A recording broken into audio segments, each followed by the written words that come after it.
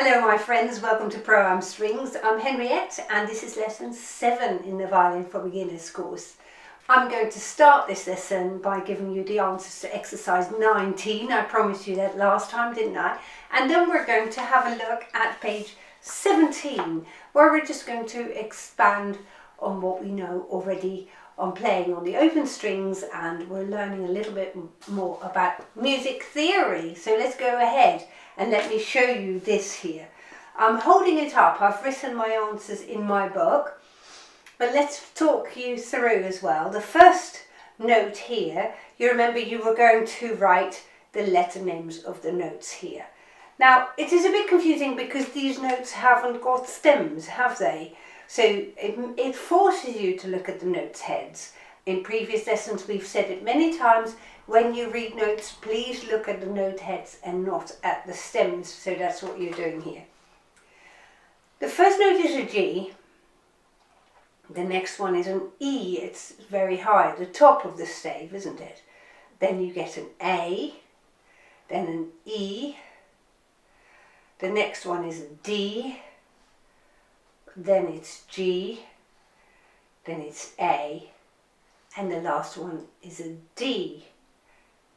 Let me know in the comment section down below this video how you got on with this. Did you get them all right, or did you get caught out on one or more of these letters? When we play page 17, you can see that exercise number 20 is a duet, and we're going to finish with this duet at the end of this lesson. So what we're going to do first is have a look at the section here where it says new idea, and this is something new that you haven't come across in your music, and that is the half rest. Now a half rest is a silence of equal length to the half note. I'll let you mull that over for a moment. How many beats would that be? And I'm hoping you might say that is 2 beats rest, 2 counts rest. Whether you play a half rest or whether you play a half note, both are equally long.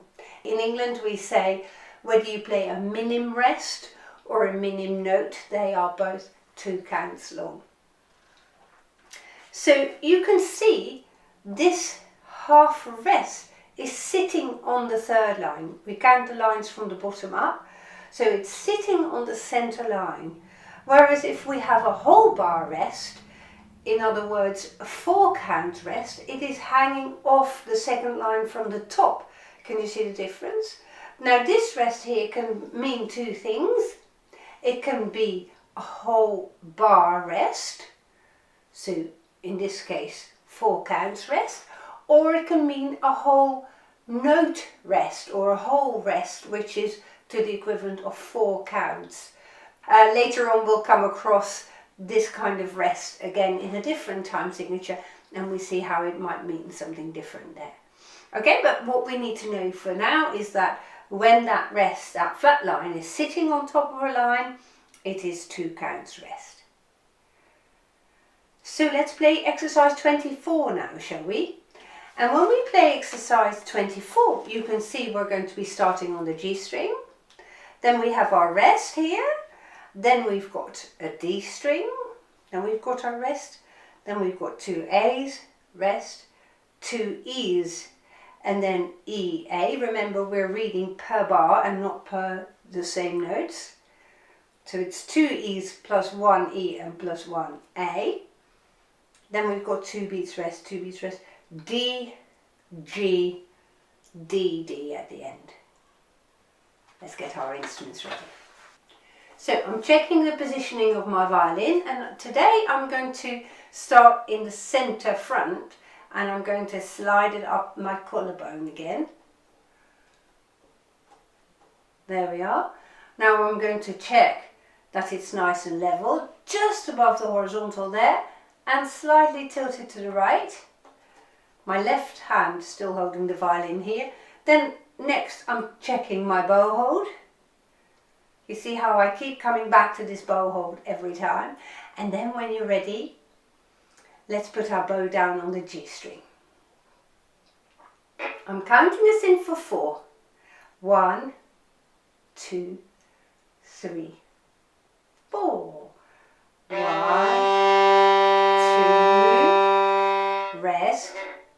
rest. Now onto the D string, 2, rest, rest. In your rest, move to the A string, half bows now, rest, rest, rest, rest. While you have these rests, let's go to the E string,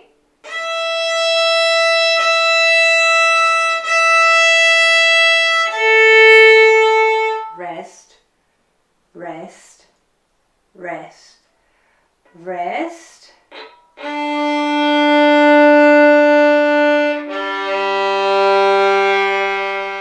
3, 4, 1, 2.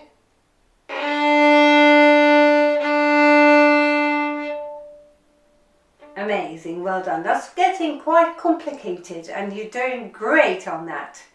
So you see how I take my time, I keep counting 1, 2, 3, 4 like that, but at the same time I'm reading ahead. Even whilst I've got rest, my brain is not wandering, it's looking ahead at what's coming up next, because I may need to use those rests for my string crossings, you see.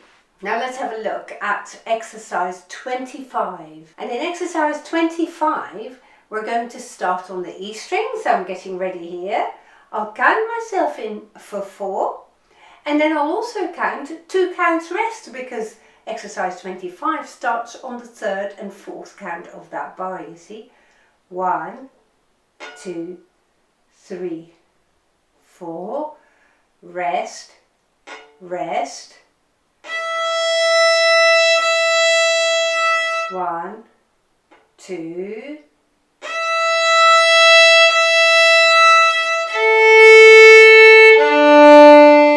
rest, rest,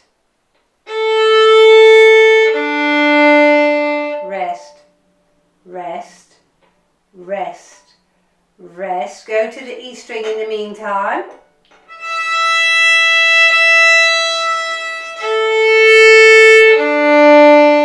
Rest, rest, rest, rest. Now use long bows.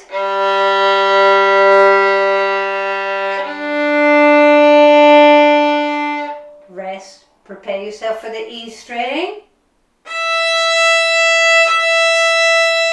Rest, rest,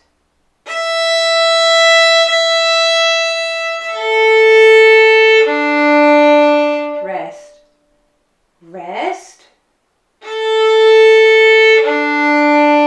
rest, rest. Get ready for E. Rest, rest,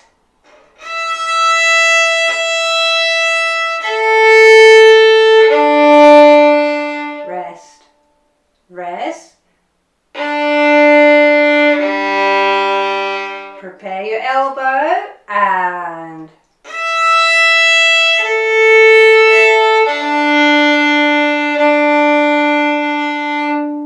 well done. Very, very clever. So when you hit the last bar in exercise 25, be careful that you play all those notes joined up together. I always say to my pupils, when you play, your notes should be like joined up writing. So like this.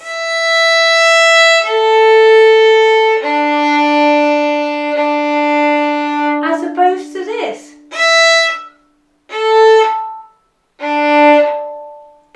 And I think you can hear the difference, don't you? So we're gluing all the notes together so that they become like joined up writing, you see what I mean? Super.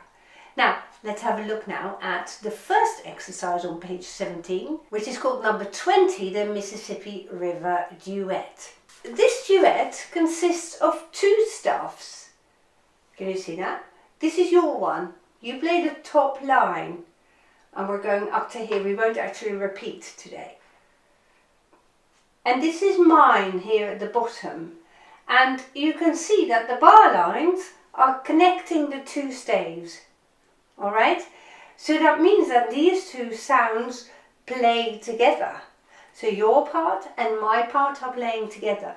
We're going to practice them separately, okay, because this is your first duet ever, and it may well be that you're getting a little bit confused, but that's okay. Well, I'll talk you through as we go along. So you're playing D, A, D, A, and then you've got 4 counts rest. So we're going 1, 2, 3, 4, and it may even be helpful when you get to this place to count out loud, because your counting should then be matching when I play. You see, I had rests while you were playing, and you have rests when I am playing, you see. Then it's you again, A, D, 1, 2, 3, 4. Then you get D, A, D, A, your 4 counts rest, and so you carry on, finishing with some long notes there at the end. Now let's together play your part first of all.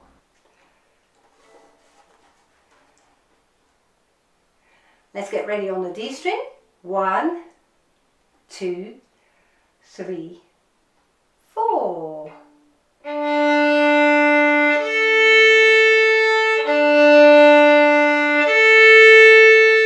One, 2, 3, 4.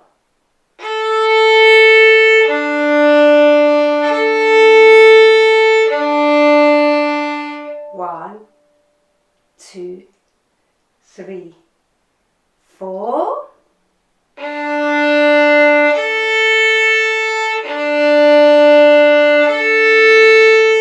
One, 2, 3, 4.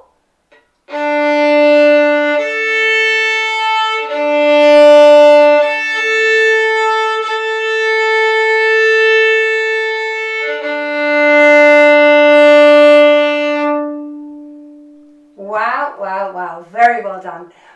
Now in a moment we're going to play this as a duet, but before we do that, I would like you to practice this a couple of times so that you can play it without any errors. So that is the aim of this next practice. So I would like you to stop the video at this point and practice this just for yourself so that you can play this without stopping. And then our next playing will be our duet. So I'm hoping that you're going to be enjoying that. So exciting stuff, here we go. I'll count us in for 4. 1, 2, 3, 4.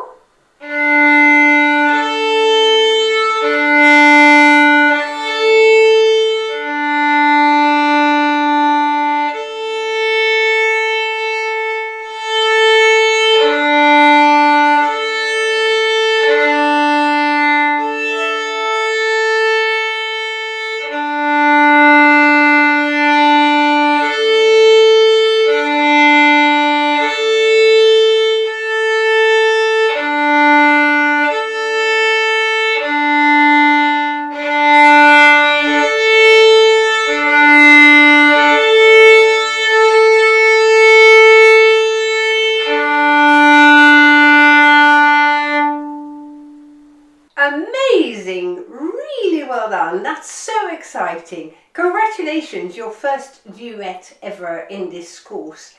And I'm hoping that you have enjoyed that, and I would love to hear from you how you got on with this, whether you found it very easy to do, whether you found it more challenging to do. Please use the comment section down below this video to write about it, because it's just so nice for everyone else doing this course to read how other people are getting on with that. So you've achieved a major milestone today, congratulations. And I'm hoping that this will encourage you to keep on going and to practice more and more every day. And I must say I've been astounded at how well you have progressed so far. So well done, keep it up, and I look forward to seeing you again very soon. Goodbye.